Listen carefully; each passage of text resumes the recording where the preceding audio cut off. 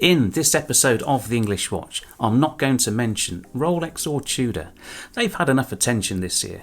No, today I'm going to talk about my views on some of the key releases from Omega in 2021.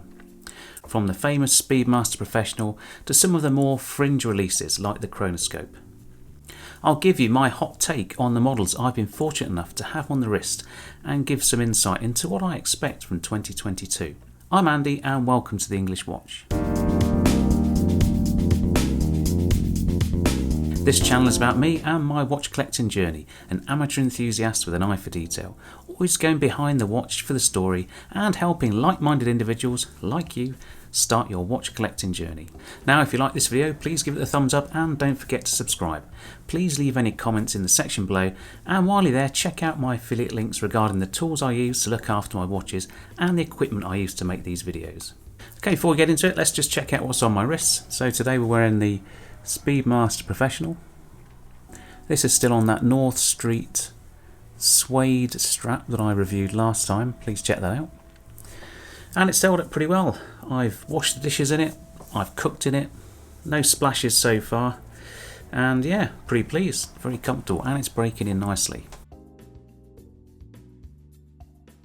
So it's been a busy year for the English Watch, and changing jobs has given me new motivation to be better and create more content. The growing subscriber base and the engagement I get from you guys shows I must be doing something right. So thanks for all your support. Now I did think of doing a long form video and touching on all the watches that I tried this year, but felt focusing on my favourite brand would enable me to get into more detail and still keep it at a reasonable length.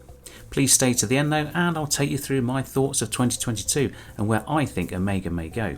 Okay, back at the start of 2021, in January, on the first Tuesday of the year, Omega launched the new Speedmaster Professional. A little bit playful from Omega, given the fan-led Speedy Tuesday aspect, and a nice way to kick the year off. I did make a preview video ahead of the release that showed how the caseback text may have been altered before the release, and then made a follow-up detailing the complete history of the Professional model, all before trying it on, and worth a look. So this new version follows key design cues from the original ST105.012, including the K-shape, step dial and that dot over 90 on the bezel. In fact, this is the biggest aesthetic change for 50 years, with a significant movement upgrade from the 1861 manual wind movement introduced in 1996 to the new 3861 master chronometer coaxial movement. Now this movement brings the Speedy bang up to date and is a significant move, justifying to a degree the price increase over the previous version. Coupled with that much improved bracelet, this is now a very compelling offering. But where the previous generation continues to be used as a tool watch in space and still flight qualified by NASA, this new version is currently relegated to a heritage reproduction, whose only space credentials come on the wrists of billionaires and cronies of billionaires. Omega have a lot of work to do on that front, and that's partly why I'll be holding on to my 2018 version. I've had this one on the wrist a few times this year. Although I can't attest to the sharp edges that some have reported, my main criticism when comparing old and new side by side is how busy the dial feels on the new one, with that step dial and the extra detailing around the sub-registers. However, unlike the old version, this one is much easier to wind, something my Speedy just isn't. And if I was in the market for my first Speedmaster today, the Hess-like crystal version is the most honest and visually similar model to the originals that flew on the Apollo missions, and definitely worth your consideration. Another Speedmaster variant was added in September with the new Chronoscope.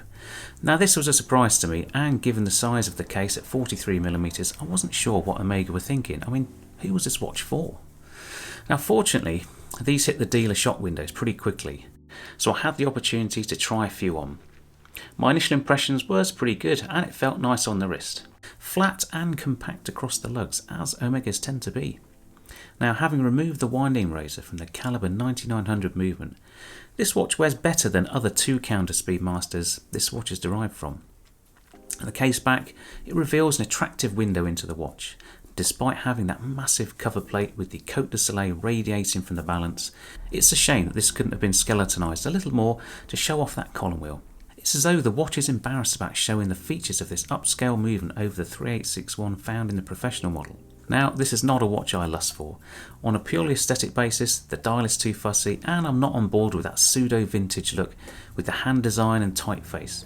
It's just not cohesive in my view, and regardless of the marketing angle they were going for, it just doesn't look right, and no end of backstory is going to sell it for me.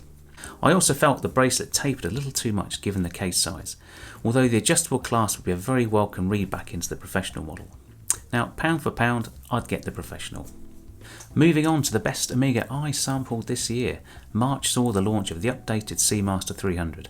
Now this is not to be confused with the Diver 300M, nope. This is the heritage line that pays homage to the brand's early dive watches from the 50s and 60s. Now, I like this watch. In fact, I may love it in certain configurations. I was already keen on the prior model, but there was just something about the design that didn't gel, and it was difficult to put my finger on it. Now, comparing side by side, Omega have pulled a Submariner-like move by making very minor tweaks to the case and bracelet to make the watch feel far nicer on the wrist. The case is a little wider but a little thinner, but it's the dial, crystal and bezel combination that have transformed this piece for me. To start with, the dial is a little larger, a little simpler, with the addition of that sandwich dial giving it some extra depth. It's the icing on the cake. It's not as in your face as a Panerai, but this subtle recess of the indices and the Arabic numerals give it immediate visual impact. And I don't mind the fauxtina coloration. It gives a very pleasant and warm feeling to the black dials, although not so much on the blue dial where the colour combination is a little jarring. And I wasn't going to mention Tudor, but I'll have to reference the Black Bay 58, where blue and black dial versions get different coloured lume to suit. I think Omega should take some lessons from this. Now, I've said it before, but my favourite is that bronze gold. I think this one looks stunning and in my mind great value in what is essentially a half gold case. Can't afford it, so would easily settle for the black dial on steel. This would sit nicely next to my Speedmaster and Submariner date, I think, modern interpretations of classic watches. Now, why not leave your views on these watches in the comments? And while you're at it, give it a thumbs up, you've made it this far. So, what is in store next year for Omega? Well, my money is on a new first Omega in space, or at least a variant using the CK2998 case, but with that 3861 movement. This would sit nicely alongside the Ed White that's limited due to the handmade 321 movement, and never likely to be seen in a dealer's window. Now, addressing some of the issues with the previous version with the hand design, that could be a good differentiator. Otherwise, I think Omega are done with the Speedmaster, other than perhaps a special edition of the 50th anniversary of man leaving the moon back in December 1972, when Gene Cernan took that final step. I wouldn't put it past them. I have been promising a full unboxing and review of my Planet Ocean, and that will come soon enough, but the current Planet Ocean will be 6 years old in 2022, so it could be due a facelift. Now, I wouldn't bet against a nip and a tuck with the addition of that quick release bracelet as seen on the America's Cup and a lume bezel. Will they shave a few millimetres off the case thickness? That would be nice, wouldn't it? But don't count on it. However, don't be surprised if the date window does move to the 6 o'clock and bring it in line with the rest of the Seamaster range. Finally, I'd like to see the Globemaster get some love. Omega have put a lot of effort into the Constellation this year, and the new Gents range is compelling and well designed. However, the Globemaster has lost its way a little and no longer stands above the range as the poster boy for accuracy. It also looks a little dull in my eye, and it may have been the first master chronometer back in 2015, but given Omega have moved most of the range to master chronometers, is this still a feature? Past awards are no longer relevant enough to make this one stand alone, and although the additional annual calendar variants are very interesting, I'm not sure the execution is great, and I'm not a fan of the scripted font of the months. Now, I could see a moon phase or other calendar complication that will give this watch something to talk about, though move it away from both the Seamaster range and the DeVille. I'll be looking to ditch the tungsten bezel, polish up the case and move it towards the JLC Master range in terms of the overall look. Dressy with a bit of toughness to it. Create some other level testing on top of Metas, JLC have their 1000 hours and market the hell out of it. Well guys, that was my take on Omega's 2021 range, and I'll be really interested in your views on 2022. I want to thank all of you for your support this year and wish you a very Merry Christmas, or however you celebrate.